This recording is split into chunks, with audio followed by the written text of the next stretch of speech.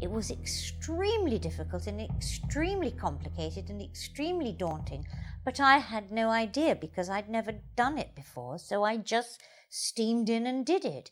It was only years later, when I came to produce other shows, that I realised that they were a doddle compared to Robin of Sherwood. First of all, it was period. Secondly, there were huge crowds everywhere. Thirdly, there was a regular cast of 10 sometimes.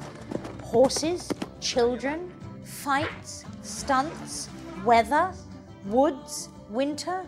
Oh, God, some producers these days don't know they've been born. I tell you, in those woods, oh, I wouldn't wish it on my worst enemy or my greatest enemy. There were elements, I have to say, in the third series that presupposed that there was going to be a fourth series, and I think one of the most important was the idea that I had that Robin, or rather Robert of Huntingdon, was in fact Guy of Gisborne's half-brother. And that takes a bit of constructing, actually, if you think about it for a minute.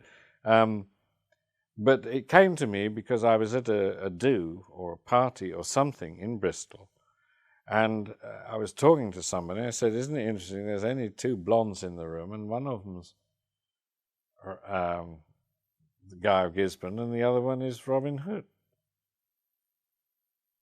I think I'd better go." Guy's father is the Earl of Huntingdon. And does Guy know this? No. It would only cause harm. The Earl has an heir. I think he would have been absolutely horrified at the idea. He would have found that very difficult to cope with. Because Gisborne's mind tends to approach things in a fairly black or white fashion. And, I mean, it's this or it's that. And that concept would have been too grey for him to cope with at all. So I think he really would have had a lot of trouble coming to terms with that idea. The other thing about it was that it alibied the reason for why Robin didn't kill Guy of Gisborne when he got the chance. Because you think, why the hell doesn't he kill him? You know, there he is at his mercy. But if he knows he's his half-brother, he may find that a bit difficult. Now, he can't tell the rest of the Merrys, can he? Because it sort of diminishes him with the Merrys. I know why you won't kill him. Tell me. Because you're the same. That's it, ain't it? That's what it is. You might be an old son, and he might be a knight, but you're the same breed. You're the same kind. That's why you won't kill him. Because you can't. Here were these 2 blondes, deadly enemies, Guy of Gisborne out to kill Robin Hood at all costs. And then to discover that he was his half-brother. So like your father. So unlike the son he gave me. He's a victim of circumstances more than anything else, who finds himself in a situation that he's quite unprepared for, and doesn't fully know how to react to, except aggressively, because he's a soldier. That's what he does. Stop! Guy, no! Stand aside, Mother. I forbid you to do this. I said, aside! Guy, what have you become? What you made me. Guy! He's not intrinsically bad, as opposed to, say, Mordred and Excalibur, who is just evil personified. Robert Addy was a gift to us all because A, he was a brilliant swordsman and a wonderful rider. It's very difficult to hit your marks on a horse, and Robert always did, so that quite apart from the concept of Guy of Gisborne, which he got in 1, which is the complete cad, really the English public school cad, if you like, who goes to Sandhurst and is a total young fascist. I liked him because he wasn't afraid to be not liked. And I think as an actor, very often you want to be liked. And he didn't care. And that's always interesting. And he brought all this to the role, but as I say, he also had these other marvelous skills, techniques. He could fence, he could ride, and hit his marks on the horse. Brilliant. Guy of Gisborne comes riding into Wickham Village and treads all over the cabbages and destroys my yearly crop of food for the village. And it was very wet underneath and very muddy. It had been raining for a few days.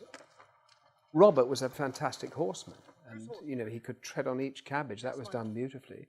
He could turn the horse on a sixpence, and he turns his horse to ride out of Wickham Village, having done the damage. And he turned the horse, and the horse's head hit me straight in the face. And I went, oh, you know. And then you could hear way back there, yeah, cut, what is it, what's wrong, come on, hurry up, we're losing, like, come on, what? I said, well, the horse has just, you know, just hit me in the face, I can't, you know, oh, come on, get on with it.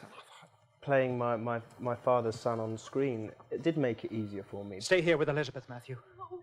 We'll be back. I was filming a scene in the nunnery, and it was my birthday, it was my 13th birthday. And it was quite, well, for me, it was a heavy day shooting. It was a few scenes. And we'd set up for action. And Clive Mantle walked in and he had a birthday cake, which they prepared for me, which I had no idea about. And I was doing my best to be in the background and looking very sincere. And then suddenly they brought a birthday cake in with all these candles on, which was wonderful. And I've got photographs upstairs still from that. But it was just such a surprise. I was taking it all so seriously, surrounded by adults, thinking I've got, you know, can't let my father down, I've got to be very good. And then suddenly, it was things like that which made me feel very, very welcome and at ease there.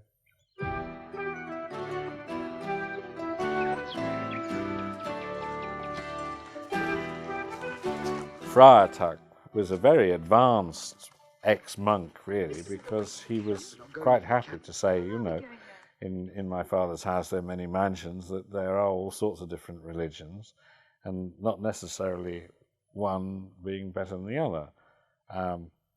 So that he was very much more liberal than probably priests were at that time. I've played Friar Tuck before in pantomime, and in pantomime it's very knockabout, it's very humorous, it's fun, it's enjoyable. Phil Rose is a comedian, essentially a comedian. But he brought to, what he did bring to Tuck was that occasionally he had to be very serious. And because it was such a contrast with all the rest of the stuff that he did, you know, this Rabelaisian rollicking friar, that when he was serious, it was quite moving, because you weren't expecting it, and he played it very simply. I did discuss with Kip at one point. I said this man could have been a mercenary who had done his killing and then come into the church. He could have been a teacher and come into the church. He could have been anything. Good luck. There was many facets of Friar Tuck. In fact, there was a little bit of history to him as well. The episode Crom Cruach, I actually went back to my original monastery. Has the devil sent an apparition to haunt me? Or is it Brother Tuck? You look well, Father. I am well. And all the better for having seen the back of you. Stories that I knew just simply from my reading. Crom Cruach is a good example, what Paul always called my Brigadoon episode. You know, Crom Cruach is a myth.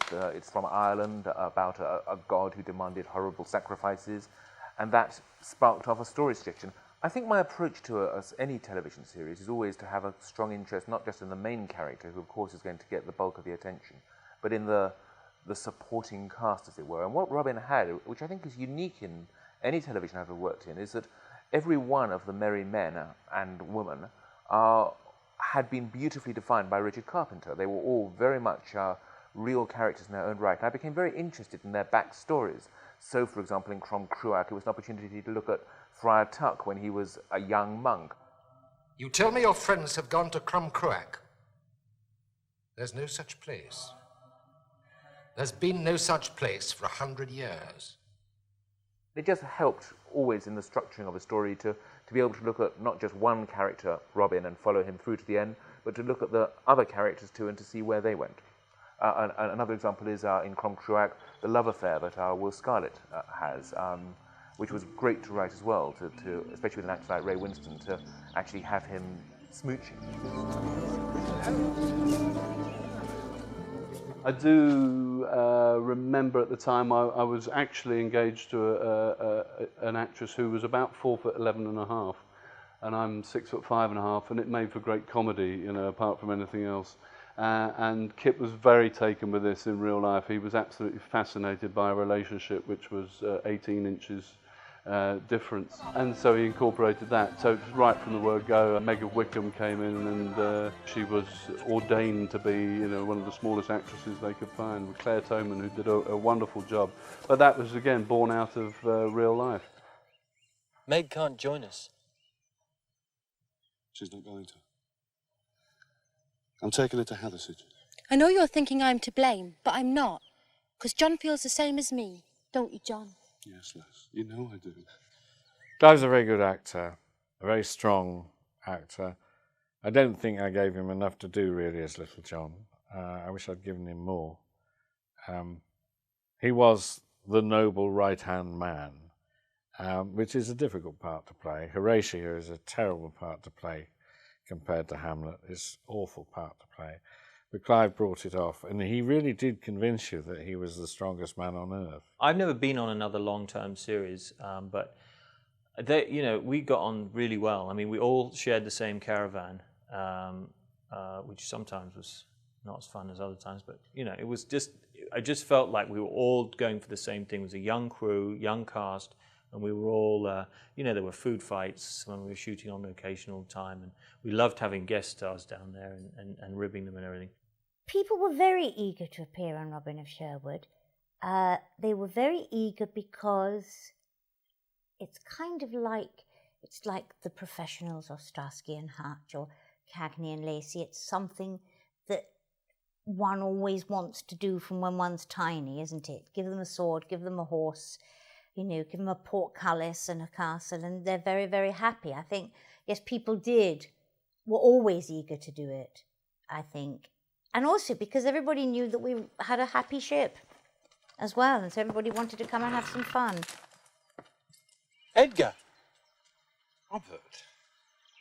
Or should I perhaps call you Robin Hood? We did have one amazing food fight where all the cream cakes had gone off because we were in the middle of the summer and they'd been sitting out for too long. So we weren't able to eat them. And that was just like,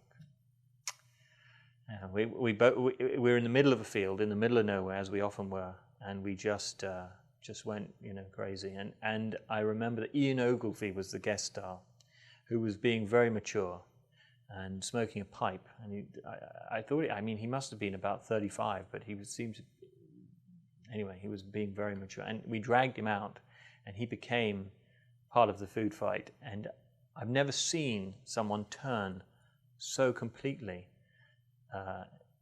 different. I mean, he just became a child and was running around and throwing. In the end, we have to say, "Ian, stop! We got to go back to it." And we're covered in cream. So there were some really good memories. When you're lucky enough to be in a major film series for 3 years, off and on for 3 years, you certainly learn a lot more about camera technique and about acting technique, in as much as that you really must hit the same emotion each time, and you might be doing. We were very lucky. There was a lot of money behind us, I assume, and therefore we did do quite a lot of takes, and so you had to make sure you could come up with the goods each take, and that was something I hadn't done before. I hadn't done as many takes on anything I'd done before in Brideshead or Heat and Dust as we'd done on Robin of Sherwood. So, you know, to make sure you actually came up with the goods each time was something which I put to good use in the shoot for Robin. I learned a lot, as I say, about just being on film every day and going to watch rushes, going to see, you know, what we'd done, how it worked, and watching other people. I mean, again, the guest stars were really interesting when they came in. Seeing someone come in a totally alien environment, hopefully they felt comfortable quite quickly. It became apparent that if we invited somebody who was really quite famous to play something that was different from a part they normally played, then they would jump at it. And the prime examples of Patricia Hodge doing an Edith Evans with no makeup, and Ian Ogilvy being a baddie, and Dorothy Tootin, who was hardly ever seen on television, God rest her soul, because people thought that she was a great theatre actress, which indeed she was, but she liked nothing more than doing telly and television that was popular and television that people would see and that people would see all over the world. I will never forget my very first visit to the Robin Hood set, where I had written that there was to be this swap of a ransom, etc., in the middle of a field with a ruined church. And I described it very carefully, how the church should look, etc. And I remember turning up and getting out of the car, and there was a field, and there was the ruined church that I had written about. And I just remember thinking, this is incredible. How could they have found something that was so perfectly my vision of, and it was off the page and into reality.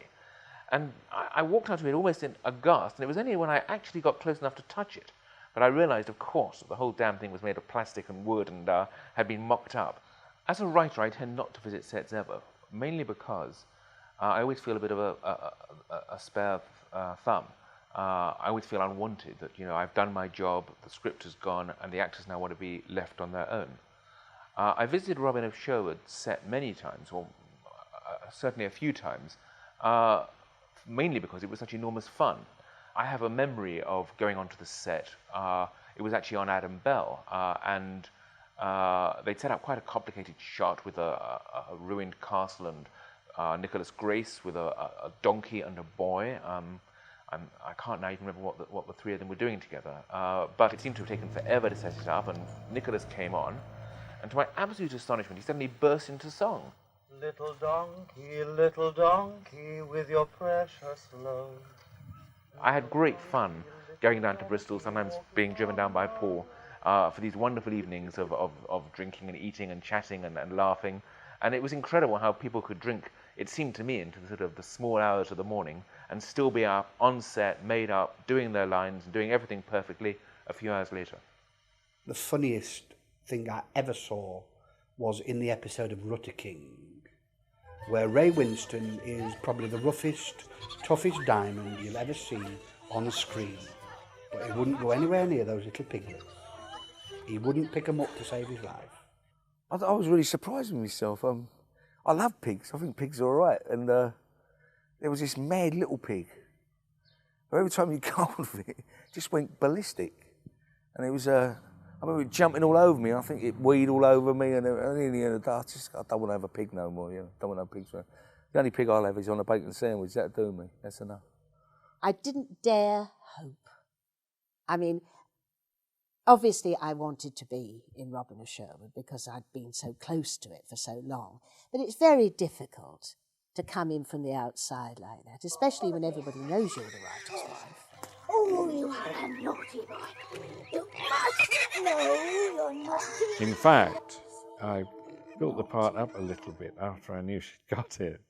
But what happened was, I was talking to the casting director, and she said, "Who do you think could play it?" And I said, "Well, somebody quite near home." And she said, "Yeah, what a great idea." I took it. I took it.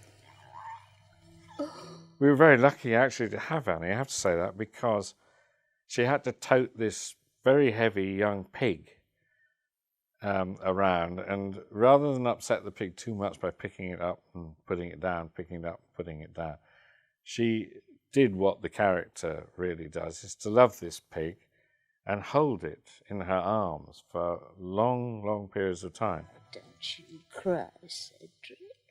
He's coming back. Yes, I promise you.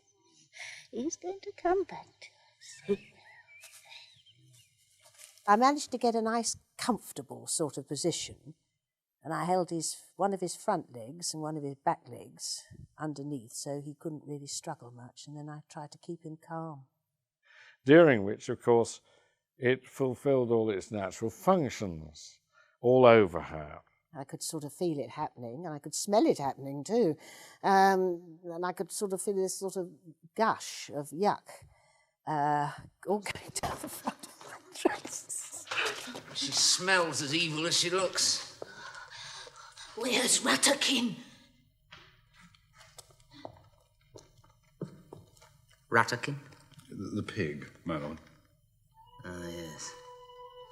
The little devil. Oh, he can be. He can be. Ah, she confesses! Proper little devil sometimes. The last thing I did was this double episode. By that time, I think I'd gone slightly mad with Robin of Sherwood, and it was called The Time of the Wolf. It was a very complicated script that I wrote, with very complicated ideas. One Jewish idea, the golem idea, the clay man who was brought to life, which is way, way away from Robin of Sherwood, really, but it's a sort of myth. The concept of the episode is that somebody creates a Robin double. Obviously, the double is played by Robin. Now, in order for everybody to accept that this wonderful man, Robin of Sherwood, has suddenly become an absolute evil sod, which is the double, they've got to accept that he looks identical to him. Now, the director, in his infinite wisdom, decided that the way to tell the difference was that the double was going to have fangs. Anybody seeing the double with these teeth would know it wasn't Robin of Sherwood. Who are you? Hern's son. No. You are Galnar's creature. So the whole concept of the script went out of the window because of these teeth. So I now refer to this episode as not the time of the wolf, but the time of the teeth. I do feel that the character progressed throughout the series. He started as the son of a lord, and so had lived a very different life to the rest of the Merry Men. And it was quite good because there was a sort of resentment there initially, and in the characters, and then that slowly dissipated. And it took a while for Robin to establish himself and to state his authority. And by the end, I feel like they were all completely behind him, and I think that was nice that it took that time. I like your dress. Goes with your eyes. That's what the king said. Did he? You jealous? You jealous? No. And also the whole relationship with Marion slowly grew, and it was very progressive. And unfortunately, at the end, she went to a nunnery, which, there you go, you can't win them all, I suppose. I liked the last scene when I went into the nunnery with Jason. I was quite pleased with that one. We said we'd never be parted. I need to be at peace. And I found it here in Halstead.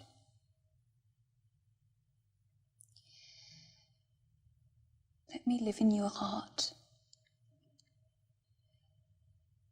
But let me go.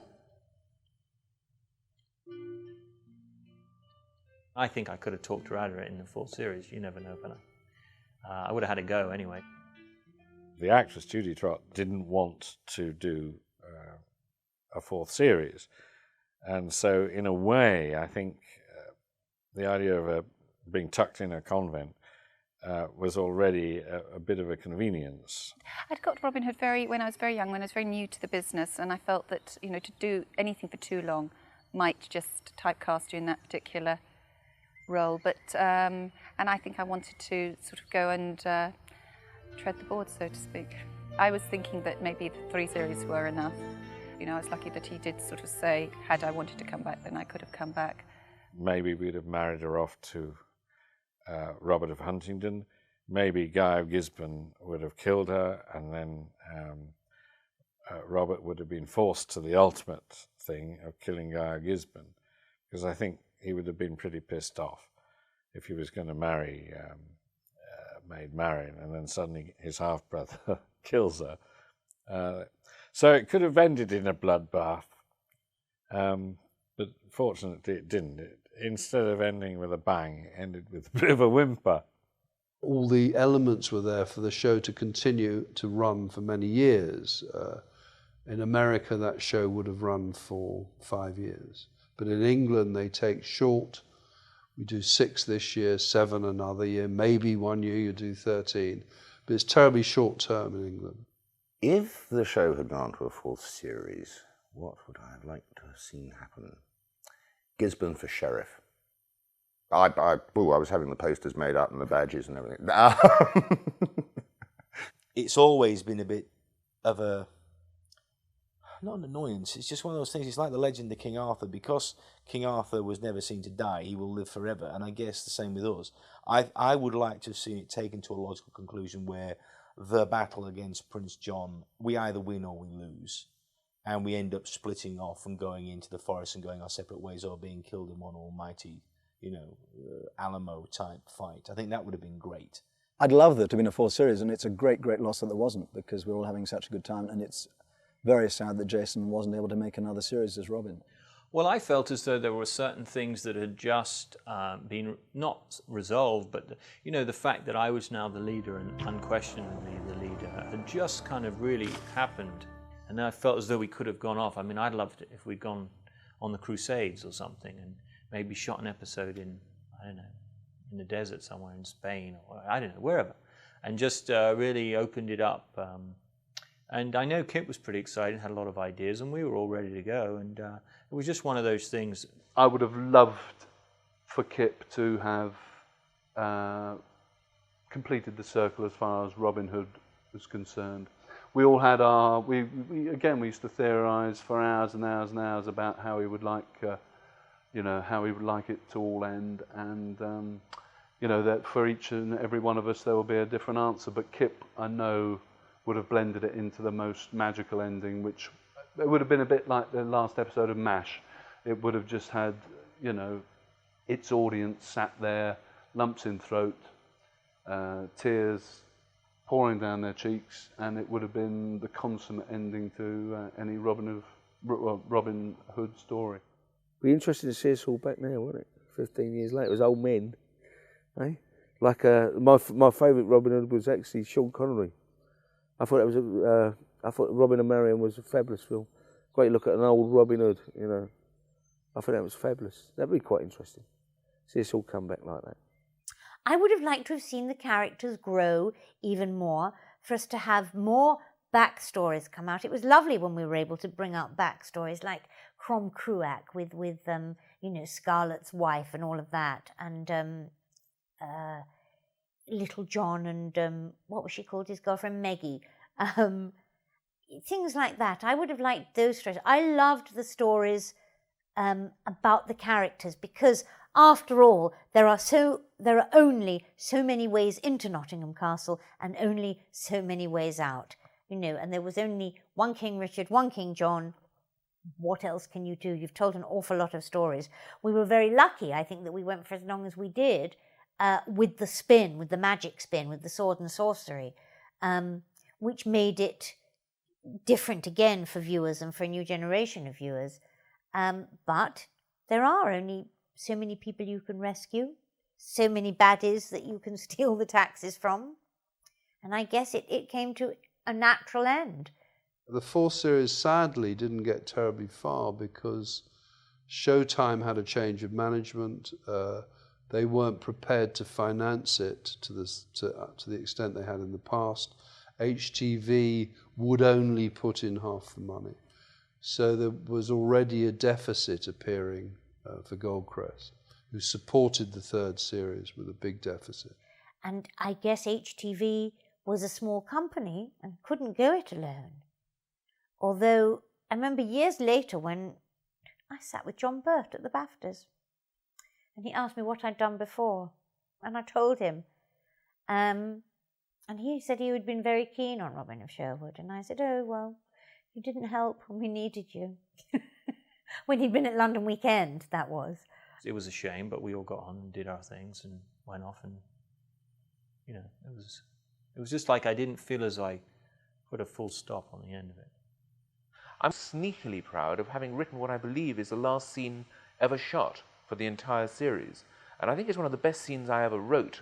I think it was shot after the wrap party even, when everybody was completely hungover from the night before. Why'd you hate us? What's so special about us? I'll tell you, I hate you for what you are and what you stand for. There's a difference, isn't there? You're outlaws, thieves, murderers. But you stand for freedom, for justice, for the people. I hate you because you think so highly of yourselves. Look at you, living in this squalor, dispossessed, doomed, but you refuse to see it. What I hate most about you is the legend that surrounds you. What are you? Peasants and simpletons. And yet the people look up to you and even respect you. Why? But you haven't told us the real reason why you hate us so intensely. Yes? You're afraid of us. And it's a very, very emotional scene, I think. And I think it has that added quality of having been the last thing shot. I will always remember them as being a wonderful bunch of guys who came together to make a daft series called Robin of Sherwood, which was pure entertainment, worked bloody hard to make an extraordinary number of quite difficult episodes sometimes, under sometimes very difficult conditions, because a lot of it was shot out of doors, and you know what it's like in this country out of doors. Preserved their senses of humour, had very few rows, and still meet up. Still meet up. And it's a long time ago. And there are not many shows where that happens.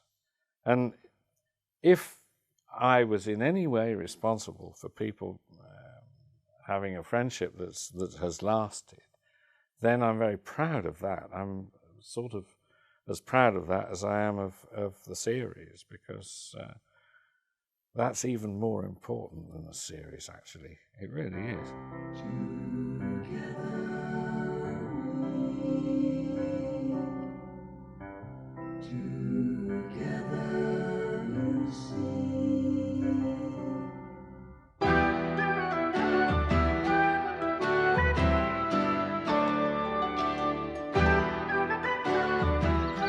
Protect us.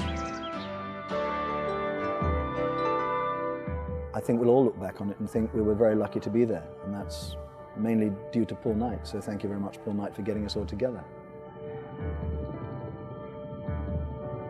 I wish we could do it again. I wish we could do that quality of work, be allowed to do that quality of work again. I look on Robin, and I'm sure everyone else will say the same thing, as being a wonderfully privileged time to have, this atmosphere of dedication to stories and to character and to making good television that people will enjoy, rather than to having a job and earning a living.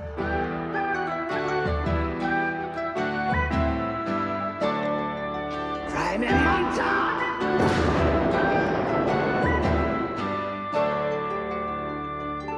Robin was just a great wedge of your life, which just we look back on, all of us look back on as maybe our greatest days. Who knows?